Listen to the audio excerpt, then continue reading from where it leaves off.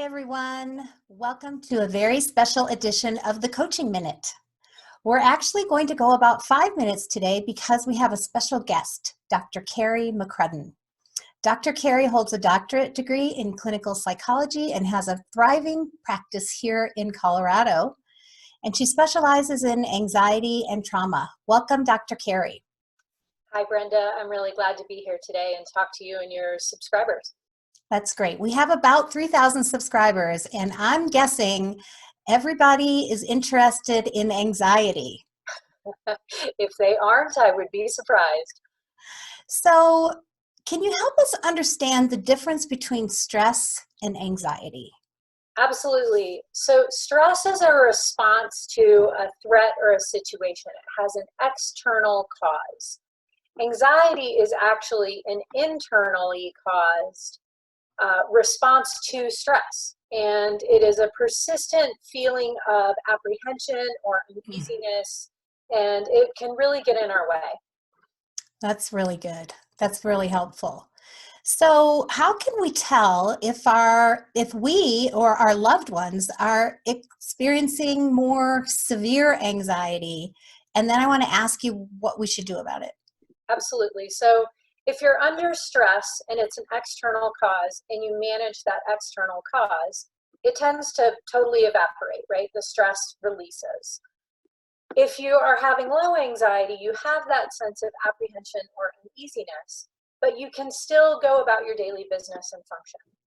People with high anxiety tend to end up in a less functional state. So someone who is obsessively checking their house for safety, for example, can't leave their house because even though they've checked that they've turned off the stove 7 times, that 8th time needs to happen again.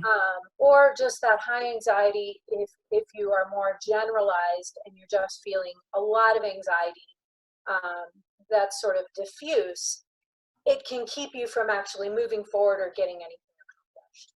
Okay, so what do we do if either we're experiencing that, I want to call it almost like crippling anxiety, or if we're, some loved one in our house is experiencing that?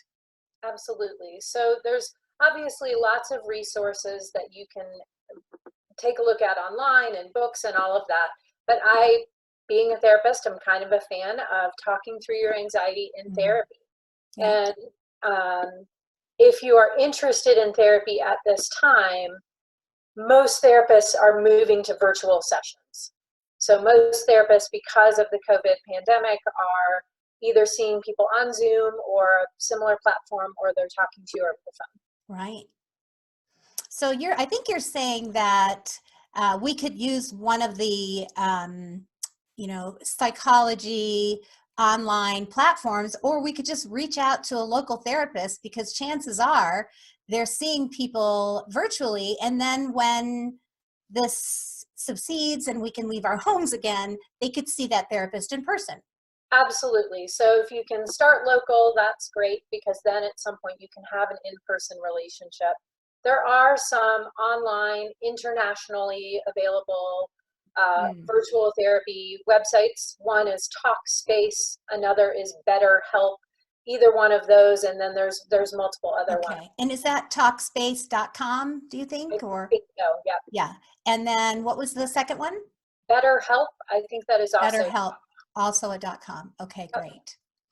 One of my favorite resources for managing anxiety on your own, if you want to do something other than go into therapy, but feel free to go online. There's a great program called the happiness-trap.com by a therapist out of Australia who specializes in treating anxiety. So there's online programs, then there's local therapists that you can eventually see in person, and then there's online therapy. 3 different levels of care. Yeah, I love that. And I just want to say that all of my clients know this already, but I'm a big fan of a licensed mental health professional.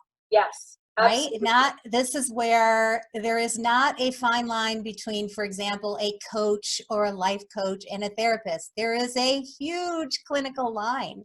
And Huge. sometimes we need that board certified third party in our lives to help us, because there is help to be had. Absolutely. And going online and looking at anxiety resources to treat anxiety. If you're looking for a therapist, please, licensed in your state or in your country, actually has an ethics code that they follow, all of those things. Absolutely. Even the programming, like the Happiness Trap, is run by a psychiatrist out of Australia, not just some random, person who wants to be helpful, but isn't really trained to be helpful in the way that a therapist can be. Absolutely. Or psychiatrist. Okay, so is there a way, last question, and then you're going to do your cool exercise with us. Is there a way that we are making our own anxiety worse in all of this? Absolutely. So when we fuel that apprehension and uncertainty, it tends to grow. Whatever we focus on tends to grow in both scope and intensity. So if we are spending our time and energy focused on the anxiety itself, we will tend to be feeding it and making it bigger. So if we can slow down, and instead of just blindly following all of the anxiety, really slowing down and taking an assessment of what threat am I under right now, what uncertainty am I struggling with, and what's my next strategic move, that will help soften the anxiety a little bit, help you get back into functioning. Yeah, because if we feed that anxiety monster, it will grow. Oh, it grows. Yeah. Absolutely. Okay, good. Well, we have a few minutes. Will you take us through your very helpful exercise that you created for your clients to deal with anxiety? This might be something we need to do like 5 times a day. Absolutely. And this is actually based in a type of therapy called acceptance and commitment therapy. Okay. So I definitely did not invent this, but it's an exercise where you start by closing your eyes. And from an instinctual perspective, what closing our eyes tells our brains is that certainly we can't be under too big of a threat because we're shutting down an entire system. So with your eyes closed, see what 3 things you can feel. So right now I can feel my hands, I can feel my seat in the chair, and I can feel the glasses on my face. Okay. And then again, still with eyes closed, what can you hear? I can hear the maintenance guy in my office repairing my fridge, which went out this morning. I can hear the noise of traffic in the background. And then open your eyes, and what can you see? So I can see you and the beautiful painting behind you. And what that exercise serves to do, 3, 2, 1, eyes closed, is it helps bring us into the present moment, which helps get us back into our brains and our bodies instead of galloping away with wherever the anxiety train is looking to take us. I love galloping because that's exactly what anxiety will do. Yes. Well, 3, 2, 1. That's very helpful. I know I'm going to do it several times today, and I hope our subscribers will as well. And I want to thank you so much, Dr. Carrie, for taking time away from your patients to let us be a patient for a few minutes. Oh, of course. Thank you so much, and I hope this was helpful. Thank you. Bye, everyone.